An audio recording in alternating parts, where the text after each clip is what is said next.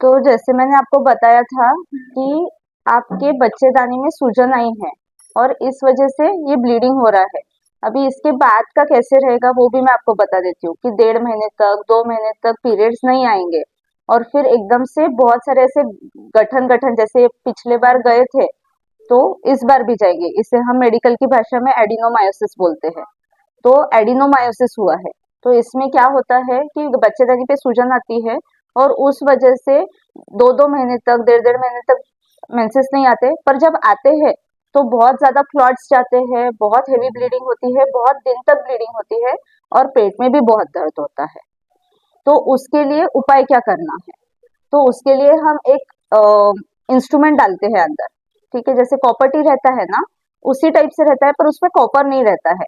उसमें लिवोनॉर्जेस्ट्रल नाम का एक हार्मोन रहता है। तो वो हार्मोन जब हम डालते हैं तो उससे ना वो सूजन सारा कम हो जाता है, ब्लीडिंग कम हो जाता है और आगे चल के कुछ प्रॉब्लम नहीं रहता है। 5 साल का रहता है वो, पर उससे जो ब्लीडिंग का प्रॉब्लम है वो बंद हो जाता है और सूजन एकदम कम हो जाता है। तो वो बहुत अच्छी चीज रहती है, वो आप डलवा लो, प्रॉब्लम बढ़ने से पहले डलवा लो। क्योंकि अभी एडिनोमायोसिस कम है, अभी मॉडरेट एडिनोमायोसिस है। सीवियर होगा तो और प्रॉब्लम होगा, फिर आगे चल के बच्चेदानी निकालनी पड़ती है अगर बहुत सीवियर हो गया तो अभी अगर माइल्ड है तो आपका उससे हो जाएगा।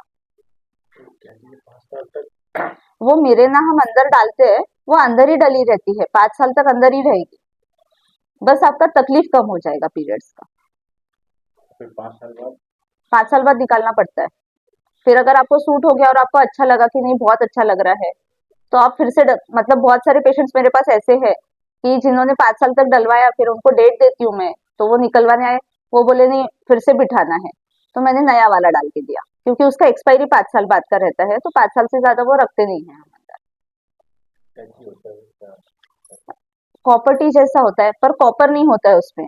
उसको हम बोलते हैं इंट्रायूट्राइन सिस्टम, एलएनजी आईयूएस करके, मतलब लिवेनॉर्जेस्ट्रॉल का हार्मोन रहता है उसमें। तो वो जो हार्मोन है वो धीरे धीरे वहां पे छूटता रहता है, 5 साल तक छूटता रहेगा। वो बच्चेदानी में रहेगा वो इंस्ट्रूमेंट, हम नीचे से डालेंगे अंदर। एक 5-10 मिनट का प्रोसीजर होता है।